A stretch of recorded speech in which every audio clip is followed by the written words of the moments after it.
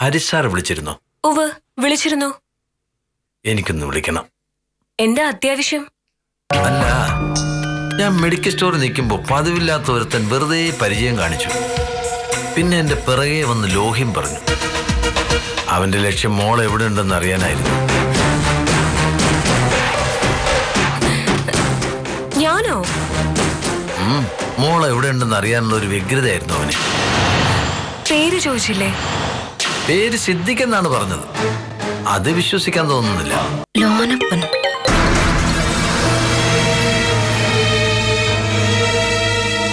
ആ സാറേ, മെഡിക്കൽ സ്റ്റോറിൽ നിന്ന് ഇറങ്ങിയപ്പോഴേ ഒരുത്തർ സാറിന്റെ അനിയത്തി എവിടാ എന്താന്നൊക്കെ ചോദിച്ചു. അല്ല സാറേ,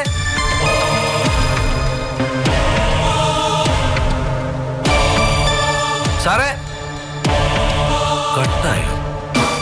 ഹലോ, കേൾക്കുന്നുണ്ട്, പറ. ഇതാരാ?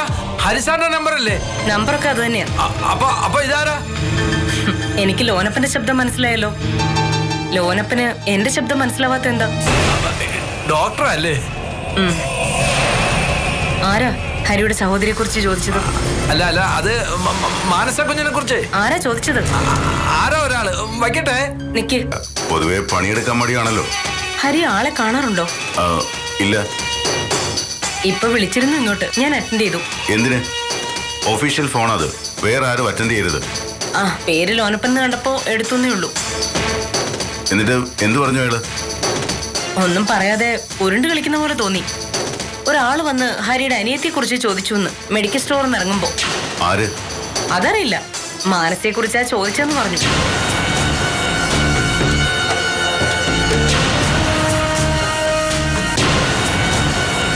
പോലീസ് എന്തുകൊണ്ടാ താല്പര്യം കാണിക്കാത്തത്? ഹരിയേട്ടൻ കൂടുതൽ പ്രഷർ കൊടുത്ത് കാണില്ല. അവളെ കൊണ്ട് മടുത്ത് കാണുക ഹരിയേട്ടൻ. എത്ര കാലം വെച്ചാ ഇങ്ങനെ അവൾ ഉണ്ടാക്കുന്ന ഓരോ പ്രശ്നങ്ങൾക്ക് പുറകെ നടക്കുന്നേ.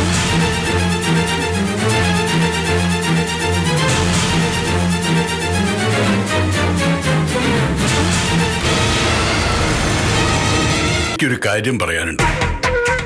അതിൻ്റെതായ അർത്ഥത്തിലും വ്യാപ്തിയിലും നീ അത് മനസ്സിലാക്കണം. ഇത്രയും കട്ടിയുള്ള വാക്കുകളൊന്നും വേണ്ട, മനസ്സിലാവുന്ന രീതിയിൽ അങ്ങ് പറഞ്ഞാ മതി. എന്താ പറയേ? എനിക്ക് പ്രായമായി. അത് പറയാതെ അറിയാവുന്ന കാര്യമല്ലേ? പറഞ്ഞു വന്നത് മുഖവരെയാണ്, കാര്യത്തിലേക്ക് കടന്നിട്ടില്ല. കടക്കൂ, മനസ്സിലാവുന്ന രീതിയിൽ പറയൂ. എനിക്ക് മനസ്സിലായി.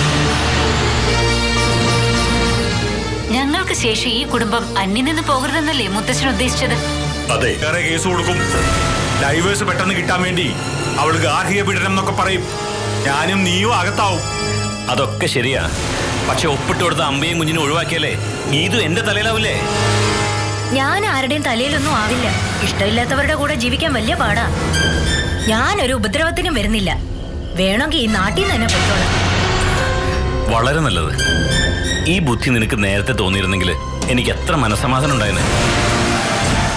എന്ത് വേണേലും തരാം, എവിടെയാന്ന് വെച്ച പൊക്കോ നീ. എനിക്കൊരു താലി മാത്രം മതി. എന്ത്? വേണു എന്റെ കഴുത്തിൽ ഒരു താലി കെട്ടിത്തരണം. ഈ മാരേജ് രജിസ്റ്റർ ചെയ്യണം. വേറൊന്നും വേണ്ട. ഞാൻ പിന്നെ ശല്യം ചെയ്യാൻ വരില്ല. ഭാര്യയായിട്ട് അംഗീകരിക്കുകയും വേണ്ട. അമ്പടി, ഇവിടെ അടവ് കണ്ടോച്ചാ, പഠിച്ച കള്ളിയവള്. എന്താ നീ ഉദ്ദേശിക്കുന്നത്? നിന്റെ മനസ്സിലെന്താണെന്ന് വെച്ചാ അത് അമ്മയോട് പറ മോളെ.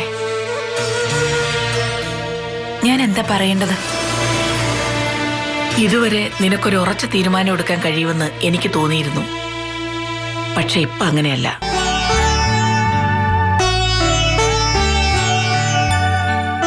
മരുമകളോട് പറയുന്നത് പോലെയല്ല, മകളോട് പറയുന്ന പോലെ അമ്മ പറഞ്ഞത്. നിന്നെ എനിക്ക് അത്രയ്ക്കിഷ്ട.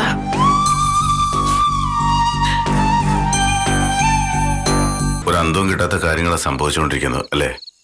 എന്റെ കാര്യം മാത്രമല്ല ഹരിയേട്ടാ, എനിക്ക് ചുറ്റും പ്രശ്നങ്ങളാണ്. അതിലിപ്പോ എന്റെ അനിയത്തിയുടെ കാര്യം ഒന്നും ആവാതെ നിൽക്കുന്നത്. ഞാൻ പറഞ്ഞില്ലേ, എനിക്ക് പറ്റിയൊരു അബദ്ധ അവളെ വേണുഗോപനെ കൊണ്ട് കെട്ടിച്ചത്. ഒരു കുഞ്ഞുമായിട്ട് അവളെ വീട്ടിലിരുന്നപ്പോ ഇതിലും